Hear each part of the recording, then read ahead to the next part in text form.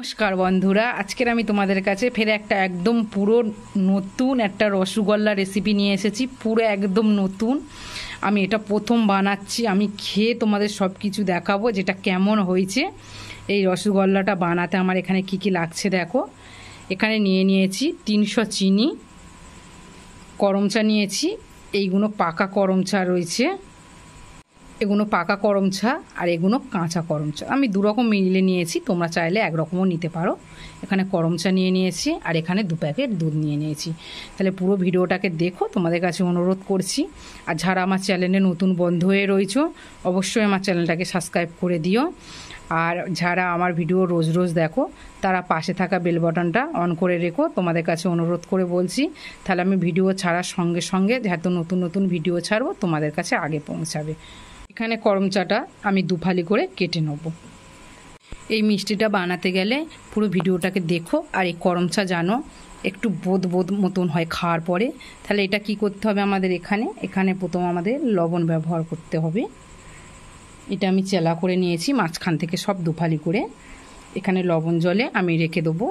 আর এই যে মাঝখানের যে দানাগুলো রয়েছে, এই দানাগুলো আমি সব একটা চামচ দিয়ে সব বার করে নেবো। আর লবণ জল এটা ভিজিয়ে রাখবো। আমি এক হাতে ভিডিও করি তোমাদের, আর এক হাতে আমি রান্না দেখাই, সেটা জানো, তাই একটু অসুবিধা হয়। পুরো ভিডিওটাকে দেখো। এখানে আমি গ্যাস জ্বেলে দেবো, দিয়ে 2 প্যাকেট দুধ কড়ার মধ্যে দিয়ে দেবো। এখানে আমি 2 প্যাকেট দুধ দিয়ে দিয়েছি আর গ্যাসটা পুরো জোরে রয়েছে। এবার এপারে আমি করম চাগুলো জল থেকে তুলে নেবো। করম চাগুলো জলে থেকে নিয়ে নেবো। সব দানা আমি বার করে নিয়েছি। দানাগুলো কিন্তু অবশ্যই বার করতে হবে। আর কতটা দানা হয়েছে দেখো, নাহলে এই দানাগুলোই তিতকুড়ি হবে। দানাগুলো বার করে নিয়েছি। এবার জল থেকে তুলে নিয়ে এটা আমি নোড়াতে থেঁতে নেবো। নোড়া দিয়ে শিলের ওপরে ফেলে এটা আমি থেঁতে নেবো। থেঁতে আমি দেখা পাচ্ছি এখানে একটা জাল দেখে একটা অন্না নিয়ে নিয়েছি। আর এখানে একটা বাটির মধ্যে এটা আমি ছেঁকে নেবো। এরকমই জাল কাপড় নিলে খুব সুবিধা হবে এর রসটা বার করতে। এখানে কিন্তু আমি রসটা বার করে নিয়েছি। এটা পুরো কিন্তু সাদা রসটা বার হতে। এখানে আমি পাকাও করম চা নিয়েছি বলে লালচে মতন রসটা বার হয়েছে। তোমরা চাইলে শুধু সাদা নিতে পারো, নয় পাকা আর সাদা মিলেও নিতে পারো।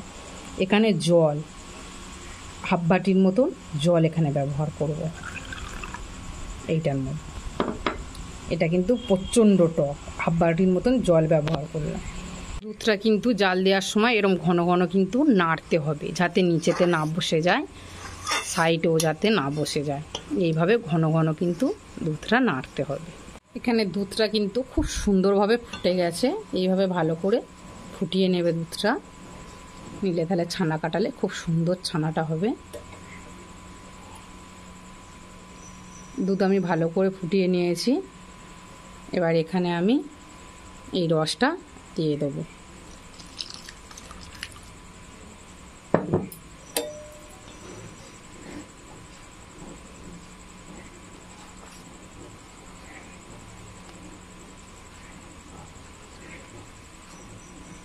দেখো এখানে ছানা কেটে যাচ্ছে রসটা দেওয়ার পরে।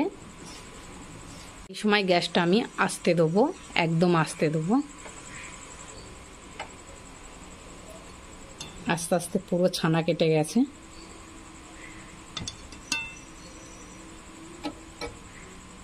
এখানে পুরো একদম জলটা দেখে বুঝতে পারছো আলাদা হয়ে গেছে। আর এখানে অনেকটা রস বেশি হয়েছে। এটা আমি আর দেবো না ওইটার মধ্যে। এটা পুরো রেডি। এবার গ্যাসটা আমি বন্ধ করে দেবো। একটা ছেঁকনি নিয়েছি, ছেঁকনির ওপরে একটা সাদা কাপড় দিয়ে দিয়েছি। এটার মধ্যে আমি ছেঁকে নেব। ছানাটা এবার আমি ঠান্ডা জল দিয়ে ভালো করে ধুয়ে নেব। ছানাটা কিন্তু অবশ্যই ঠান্ডা জল দিয়ে ভালো করে ধুয়ে নেবে। এইভাবে আমি ঠান্ডা জল দিয়ে এটা আমি ধুয়ে নেব। এখানে কড়া ধুয়ে পরিষ্কার করে আমি বসিয়ে দিয়েছি। আর এখানে আমি চিনিটা দিয়ে দেবো।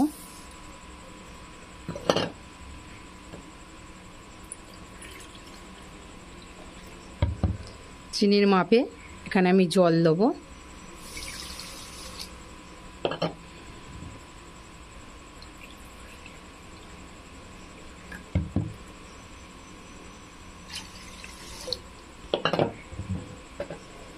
এখানে আমি পুরো 3 বাটি জল ব্যবহার করলাম, পুরো 3 বাটি। চিনির রসটা ঘন হলে হবে না, পুরো হালকা থাকা দরকার, তাহলে রসগোল্লাটা ভালো হবে। গ্যাসটা আমি জ্বেলে দেবো।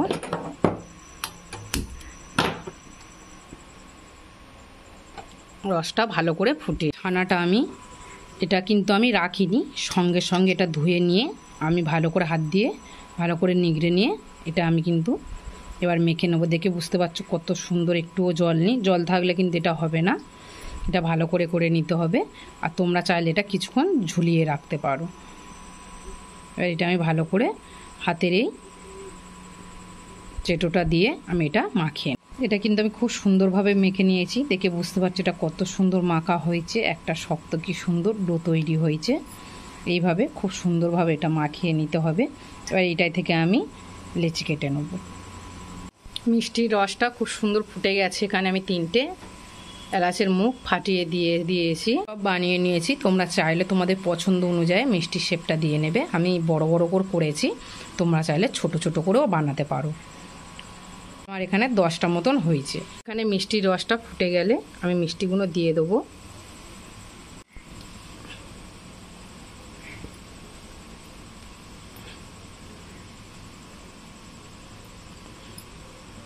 এবার আমি ঢাকা দিয়ে দেবো। অবশ্যই কিন্তু গ্যাসটা জোরে রাখবে, গ্যাসটা আস্তে দিলে হবে না। একবার মিষ্টিটা আমি ঘুরিয়ে দেখাবো। মিষ্টিটা খালি হয়েছে দেখো, দুর্দান্ত দুর্দান্ত। আমি ঢাকা দিয়ে দিয়েছি।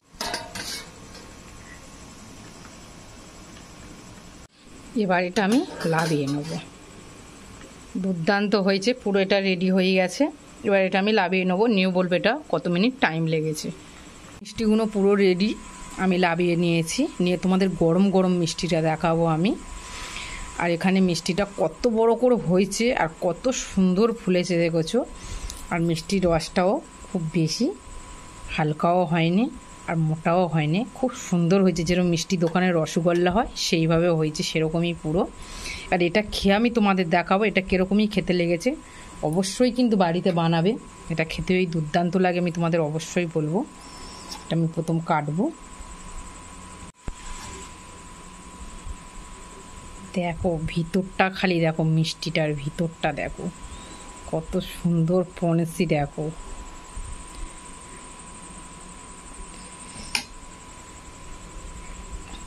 দেখো পুরো রসে ভর্তি আর ভিতরটা কত দুর্দান্ত হয়েছে। দেখো মিষ্টিটা বড্ড গরম, হাতে করে ধরা যাচ্ছে না, এত গরম। এটা আমি খাবো, কেমন লেগেছে তোমাদের অবশ্যই দেখাবো।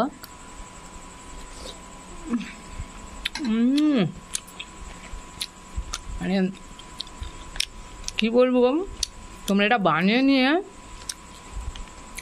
কুটুম বাড়িও নিয়ে যেতে পারবে। আর অথচ বাড়িতে কোনো অনুষ্ঠান বাড়ি হলেও এরকম করমচার রসগোল্লা আমি বলছি সবাই বানাবে, বিয়ে বাড়ি হোক যাই হোক, এরকম করমচার মিষ্টি অর্ডার দেবে, বড় বড় দোকানে বানিয়ে দেবে, বললে বিশ্বাস করবে না, এত দুর্দান্ত খেতে লেগেছে। কোনো কিছুর ভাব নেই, যেরকমই দোকানের রসগোল্লা হয় তার থেকে বলো দুর্দান্ত খেতে লেগেছে করমচার রসগোল্লা। আমি ভাবতেই পারিনি এত সুন্দর হবে। মানে আমি খুব খুশি হয়েছি, এত সুন্দর এই রেসিপিটা নতুন পুরো একদম রেসিপি হয়েছে, দুর্দান্ত লেগেছে। ভালো লাগলে অবশ্যই আমাকে কিন্তু কমেন্ট করে জানিও, তোমরা কমেন্ট করলে আমার খুব ভালো লাগে। আর এই রেসিপিটা যদি ভালো লাগে অবশ্যই বানিয়ে ট্রাই করে আমাকে কমেন্ট করে জানাবে। আর এটা ভালো লাগলে একটা লাইক করো, আমার চ্যানেলটাকে সাবস্ক্রাইব করে দিও। আর সবার কাছে অনুরোধ করে বলছি ভিডিওগুলো সবার সাথে শেয়ার করার অনুরোধ রইল, সবার সাথে শেয়ার করো। সবাই ভালো থাকবে, সবাই সুস্থ থাকবে। আমার ভিডিওটাকে আমি এই পর্যন্ত শেষ করছি বন্ধুরা। টাটা বন্ধুরা।